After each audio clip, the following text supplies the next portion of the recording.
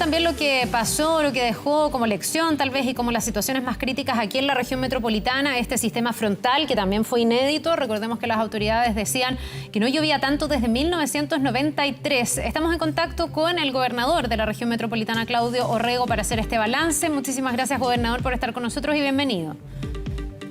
Buenos días, Carla, ¿cómo estás? Bien.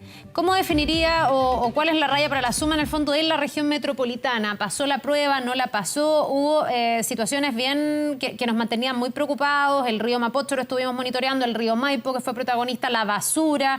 ¿Con qué se queda después de este sistema frontal aquí en Santiago? A ver, titulares, diría yo. La fragilidad de nuestra ciudad ante este cambio climático que llegó para quedarse es evidente. Por esto no tuvimos un nuevo corte de agua y eso que ya teníamos supuestamente estanques que no iban a dar autonomía suficiente. Le hemos planteado al gobierno nacional y también a la superintendenta, al superintendente de servicios sanitarios, que creemos que la autonomía de Santiago garantizada por estos estanques ya no es suficiente. Estuvimos a puertas de un corte nuevamente para 6 millones de personas y eso significa que hay que hacer más inversiones y que la autonomía tiene que pasar a 48 horas y si no a 50 horas si queremos enfrentar futuros eventos como este. Eso es lo primero que diría yo. O sea, estuvimos al borde, nos preparamos para un corte de agua, al final superamos la prueba, pero estamos en el límite y una ciudad de 8 millones de personas no puede vivir al límite. Segundo, te diría yo, tú lo mencionabas, la fragilidad de la alta cordillera. O sea, yo estuve en el Arrayán viendo cómo estuvieron a punto de socavarse algunas casas. Sí. Ahí va a haber que hacer inversiones de obras públicas. Vimos en el Cajón del Maipo como la gente de Baños Morales una vez más quedó aislada, cómo se prendieron las quebradas, cómo se socavaban los caminos. Entonces te diría, esta nueva situación de cambio climático hace muy vulnerable la parte alta de la ciudad. Y en consecuencia va a haber que hacer inversiones también al respecto y prepararnos para futuros eventos porque si hay algo que estoy seguro, Carla, es que va a volver. Gobernador, y vamos a tener aún más grave que esto. Absolutamente, yo lo escucho y pienso por qué esto no se ha hecho antes. O sea, no digo que no se haya hecho nada. De hecho, la autonomía del agua se ha ido aumentando, pero la pregunta es si a lo mejor no vamos lento o nuestra conciencia ha sido poca hasta ahora que llovió como llovió y que hubo en la precordillera y en la cordillera la actividad que hubo, como para la toma de conciencia de esto que ya es evidente hace mucho rato. El calentamiento global no es algo que estemos descubriendo hoy. Hace rato además se dice que Chile es de los países más expuestos y que eventualmente vamos a tener fenómenos climáticos mucho más extremos. Por lo tanto, probablemente este no sea ni el primero ni el último, ni el peor. Bueno, la verdad es que yo creo que sí se ha actuado. No sé si tú recuerdas, a mí me correspondió siendo intendente ver cómo ocurría el del 2013, pero después del 2016 y 2017. Sí. Y frente a eso le exigimos a la empresa privada que hiciera inversiones cuantiosas para hacer estos estanques de 1,5 millones de metros cúbicos de agua de reserva para Santiago. O sea, se han tomado decisiones. Lo que pasa es que el cambio climático es más profundo de lo que creemos y genera situaciones más anómalas.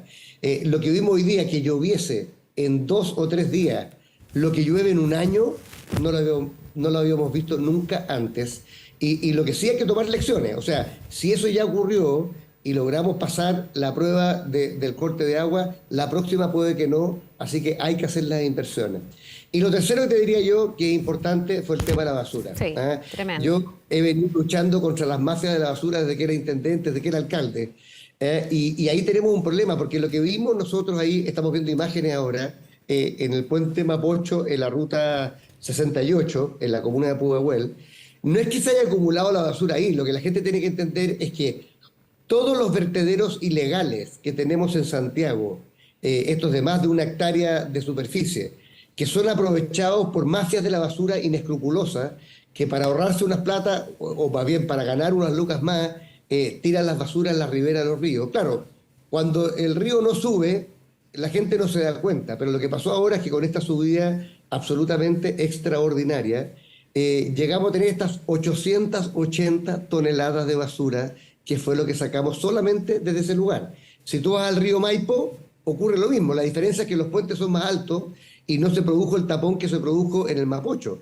Entonces yo creo que llegó el momento también de sacar la lección aquí y de retomar una lucha que es una lucha permanente en contra de estas mafias, que va a significar ruido, porque cuando empecemos a requisar camiones y empecemos a pasar multa a quienes transportan ilegalmente escombros y basura, mucha gente va a gritar. Pero bueno, esto es una lucha que tenemos que dar. Los ríos son de todos, son parte de la vida de la ciudad y de la naturaleza, y no podemos permitir que se sigan ensuciando de esta manera. Ya, pero eso no se hace hoy día, pasar multas, fiscalizar, no sé, que haya penas más graves para aquellos que botan basuras en los letos de los ríos o en estos vertederos clandestinos. Es algo que está en la impunidad, digamos. Miren, hoy día está en la impunidad, los municipios están dedicados a fiscalizar, no sé, botellerías ilegales, los temas de seguridad. No todos los municipios tienen la misma capacidad en materia de inspección municipal, pero lo cierto es que no ha sido una prioridad en la fiscalización. Yo recuerdo que cuando era intendente y tenía a mi cargo las policías, hoy día se le corresponde a la delegación presidencial, pero nosotros teníamos una fuerza tarea con la policía de carretera, porque donde hay que fiscalizar es en las carreteras. Y lo que nos permite hoy día la ley, Carla, es bien interesante, porque en el pasado tú solo podías multar cuando veías que alguien estaba botando la basura. Hoy día tú puedes agarrar un camión que va con basura, pedirle una guía de despacho, si no la tiene, puedes requisar el camión, puedes suspender la licencia de conducir y además puedes multar al que contrató el servicio. Entonces, herramientas legales tenemos, lo que tenemos que tener es la voluntad política de fiscalizar. Solamente en la comuna de Pudahuel deben haber unos 7 y 8 vertederos ilegales, algunos de los cuales están además alrededor del aeropuerto Arturo Merino Benítez, con lo cual se pone un riesgo adicional que es el de la seguridad aeronáutica. Sí, ahora, mientras lo escucho, pienso en cuáles son los factores que nos lleva a esto. No sé, por lo bajo, una falta de cultura gigantesca, el no pensar en nuestro patrimonio natural, el ser tan individualistas que a lo mejor la gente que vota ahí las cosas no piensa en el impacto que esto tiene.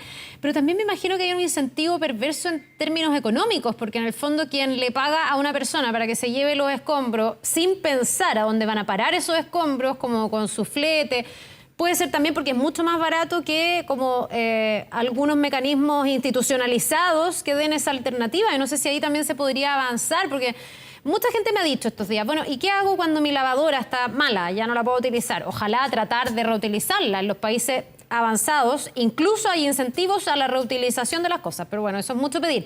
Pero ¿qué hago con mi chatarra? Entonces mucha gente le paga al flete que le cobra barato y se lo lleva sin ni siquiera pensar dónde va a terminar ese electrodoméstico, esa basura. No hay ahí algo que hacer en términos de la información, la cultura, pero también el incentivo perverso económico que es pagarle a ese flete barato? Mira, yo no voy a excusar ni a los ciudadanos y mucho menos a las empresas. Aquí las grandes cantidades de basura y de escombros son de empresas. Ojo, aquí el responsable no es solamente el individuo, sino que la empresa que dice entre llevar los escombros a no sé dónde, mejor le pago un flete pirata. Y eso hay que fiscalizarlo, lo hemos hablado con la Cámara Chilena de la Construcción, y hay que hacer lo que se llama la autopsia de la basura, es decir, saber de dónde viene la basura, porque alguien pagó por ello. Vale. Y en materia ciudadana, muchos municipios están implementando hoy día el día del cachureo, el día del retiro de este tipo de cosas, no solamente como con recursos, sino que también, al menos cuando yo era alcalde, lo hacíamos. Pero hay gente que a pesar de eso, igual le paga al del carretón de la esquina, igual le paga al flete pirata. Entonces, claro, aquí hay un tema económico, pero también hay un tema ético. O sea, hay gente que prefiere no saber dónde va a parar la basura de su casa, el sillón, no solamente el colchón, y prefiere pagarle a un tercero que se va a hacer cargo del tema, y todos sabemos dónde termina, en los canales, en los ríos y en algunos vertederos ilegales en caminos más bien rurales. Entonces, aquí es bien injusta porque no solamente contaminamos la naturaleza, vieras tú lo que es la ribera del río Maipo a la altura de Buin. Con el inspector, el jefe de inspección de Buin, a quien le rindo un homenaje, fue golpeado y terminó hospitalizado por estas mafias de la basura. Entonces, estas de verdad son mafias, es mucha la plata involucrada. Perdón, gobernador, no hay que creer, cuando usted no habla... hay que creer que esto es un pequeño negocio, es una mafia. Es que quiero entender, ¿a qué le dice usted mafia de la basura? ¿Es ese fletero que lleva la basura o ese fletero tiene un incentivo también económico y en el fondo alguien le paga? Porque una mafia de la basura suena mucho menos ingenuo que lo que uno piensa como ciudadano a lo mejor. Que hay un señor que tiene su furgoncito y que ve aquí una oportunidad de salir adelante. Esto es un poco buenista, pero no es para justificar, es para tratar de entender. Y esa persona que le pasa ese flete, su lavadora, sin saber a dónde va a parar y todos miran un poco para el lado. Eso es bastante más ingenuo que hablar de mafias de la basura. Claro, pues si tú le pagas al tipo que pasa con el carretón o con la carretilla frente a la casa, esa no es la mafia. Ya. ¿Cuál es la mafia? ¿Cuál es la mafia? Cuando yo llegué hace algunos años, cuando era intendente, a la comuna de Huin, en la ribera del río Maipo, y veo que hay 10 camiones llenos de escombros y de basura esperando. Le pregunto al alcalde, ¿por qué están estos camiones acá y no se les multa y no se requisa? ¿Y qué es lo que me dice el alcalde Miguel Araya, que es una de las personas que más ha hecho en contra de esta mafia? Me dice, Claudio, es que no podemos nosotros fiscalizar salvo que veamos que están botando la basura. Eso es lo que dice la ley. Entonces lo que nos propusimos fue cambiar la ley y la cambiamos. Hoy día hay una ley que se llama la ley del transporte ilegal de basura. Entonces hoy día no basta que tú lo veas botando la basura. Solamente basta que tú le pidas la guía de despacho, dónde va a llevar esa basura. Si no la tiene, tú le puedes requisar el camión, la basura y puedes multarlo. Bueno, para eso hay que tener mucha perseverancia, hay que tener apoyo de carabineros también, y de hecho en una de esas inspecciones, el jefe de inspección de Huin fue golpeado de tal manera brutal que terminó en la posta. Entonces, a eso me refiero con las mafias. Ya, no, sí, me queda mucho más claro. Que están transportando esta basura y que están de verdad transformando nuestros ríos en vertederos flotantes. Como lo vimos lamentablemente, yo digo que la peor imagen de este sistema frontal, en Santiago al menos, es la de ver el Mapocho transformado en un basural flotante. Sí, además con el tapón que eso generó y el rebalse del agua y todo, porque ahí se transforma en un problema mayor que pone en riesgo además a las personas. Ahora, usted me dice, hubo este avance, hoy día se cambió la ley, se puede pedir lo de la guía de despacho, etcétera, pero parece que hay que avanzar más todavía o nutrir de mayor fiscalización. Usted me dice, necesitamos a carabineros. Bueno, carabineros sabemos que se necesita hoy día para todo, porque tomando en cuenta la cantidad de basura, uno diría, pucha, no está siendo tan efectiva la ley, entendiendo que hay un avance, pero a lo mejor el avance que queda es mucho mayor aún. Las leyes, si no se fiscalizan, son letra muerta. Bueno, estamos llenos.